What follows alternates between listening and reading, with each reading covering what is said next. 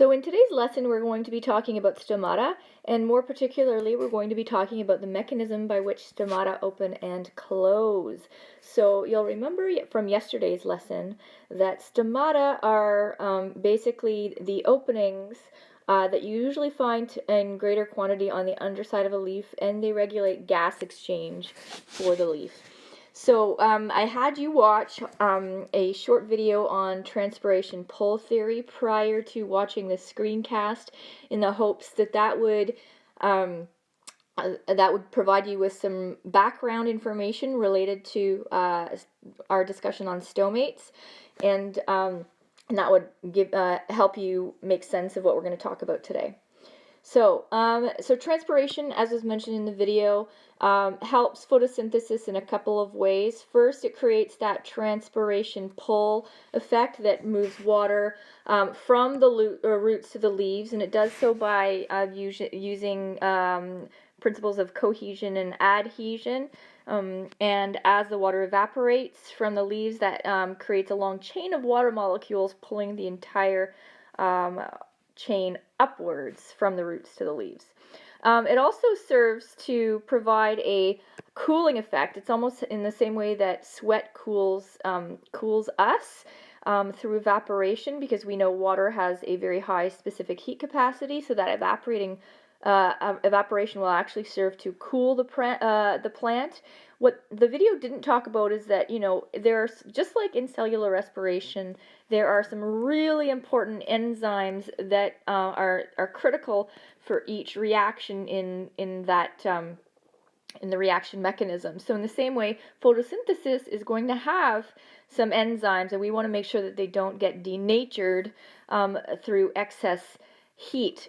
Those are the 2 points that I wanted to first start off with by talking about in relation to transpiration. So the stomata are going to, they open and close to allow for CO2 to come into the mesophyll layers just from the environment, from the air and the air surrounding the plant. But the size of the stomatal opening is regulated in order to maximize CO2 intake and minimize water loss. So I want you to think about that for a minute. So why do we want to have CO2 intake maximized? Well, remember, and I'm going to write it up here at the top, that the equation for cellular photosynthesis is CO2 plus H2O goes to make sugar. I'm just going to write sugar and oxygen. So we're going to think about it in relation to that. So again, we want to maximize CO2 intake. Why do we want to maximize CO2 intake? Because it's a reactant in photosynthesis. We want to get as much CO2 as possible into the plant, because that maximizes our output of sugar, which is of course the goal of photosynthesis. But why do we want to minimize water loss? Well, again, it is a reactant in photosynthesis, so we want to make sure that it is there and isn't limiting the amount of product that we can make. Okay, but it's a fine line, because as we talked about, that stomatal opening, if it's open, that's a great way to get carbon dioxide in from the atmosphere. But when we open the stomata, we risk losing that water that we also need. So it's a fine balance between making sure that those photosynthetic enzymes don't get denatured by overheating, but also losing too much water via transpiration.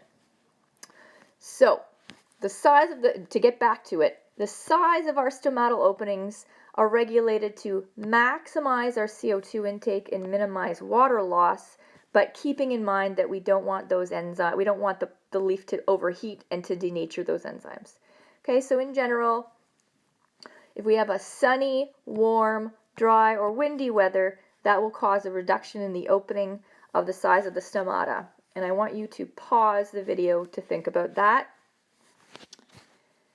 So why is it that on a sunny, warm, dry, or windy day, we're going to that's going to cause the stomatal opening to reduce in size?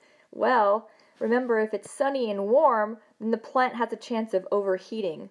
And so if that's the case, we're going to see a lot of transpiration happening. And so the stomate opening is reduced in order to prevent excess evaporation. But again, that's a fine balance because we don't want the plant to overheat. So the process by which our stomates are going to open is a bit counterintuitive. So I want to talk about that before we go into some of the discussion around it. So a few things I want you to notice. What I have here is sort of, if we're looking head on at that stomate, here is an open stomate. Our guard cells, of course, are surrounding that opening, the stomate. And here we have a stomate that is, for all intents and purposes, closed.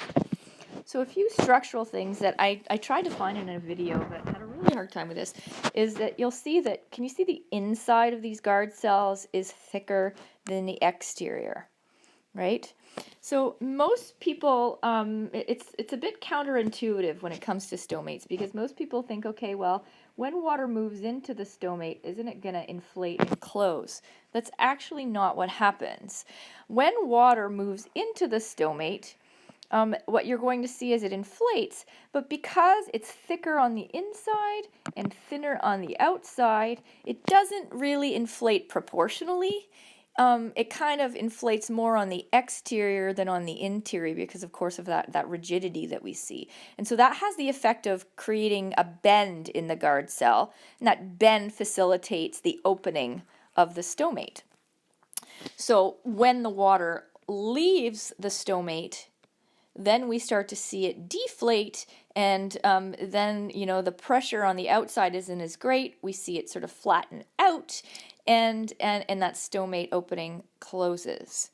So that's just the mechanism of the opening and closing bit in terms of the shape of the stomate. But now I want to talk about, well, what is going on there with the actual water moving in? How does that happen? So, though it's controlled by some hormonal influences, that's beyond the scope of this course. But what I want you to understand about how this works is that we're going to see an increase in the opening of the stomate when some potassium ions move into the guard cells. Now, you might be wondering, well, where are the potassium ions moving in from, and why do they play a part? That's beyond the scope of this course, but it is controlled by hormonal influences in the plant.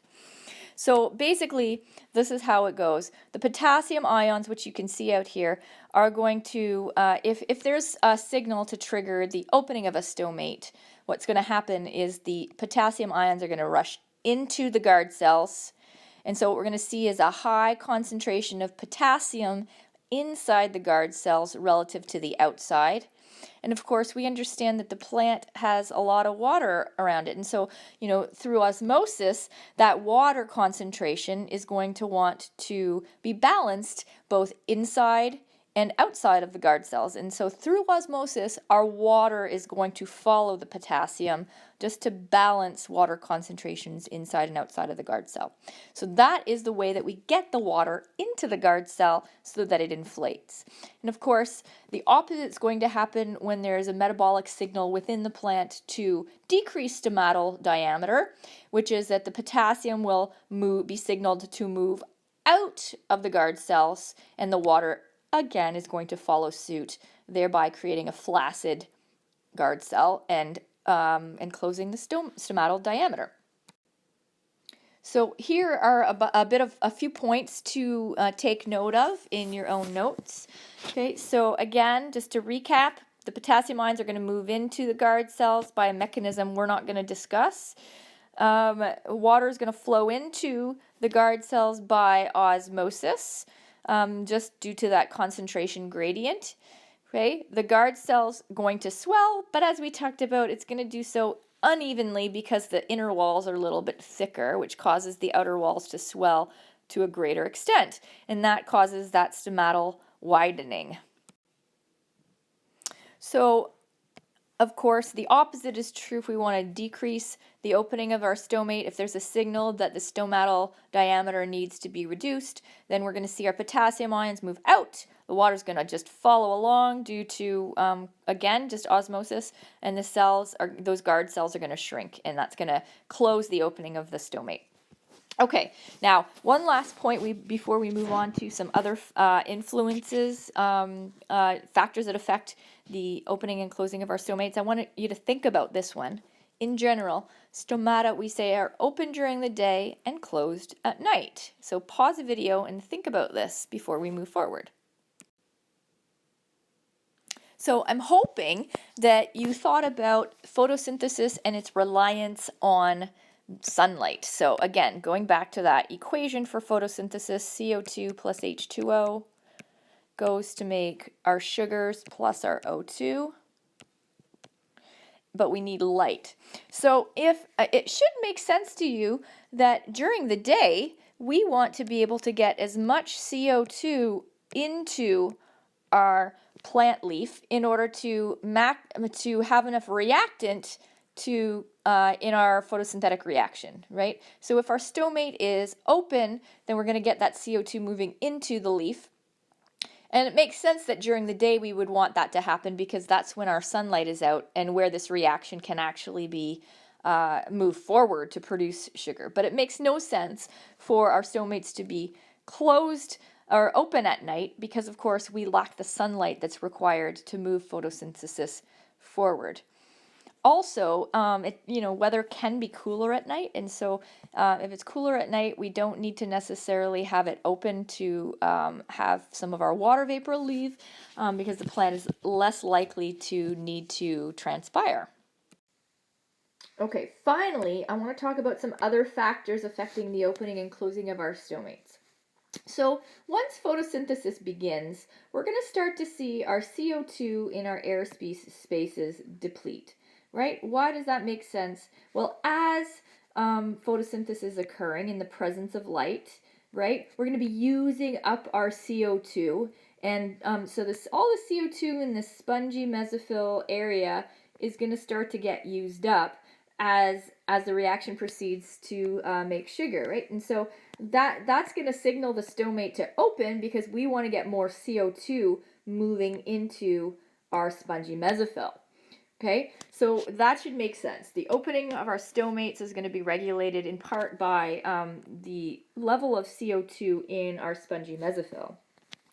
Now at night, we see a decrease in sucrose concentration stimulating the stomata to close. So I want you to think about that and think about why that makes sense. Pause the video and we'll get back to it. So there might be multiple answers for this, but one certainly that comes to mind for me is that, photosynthesis depends on light.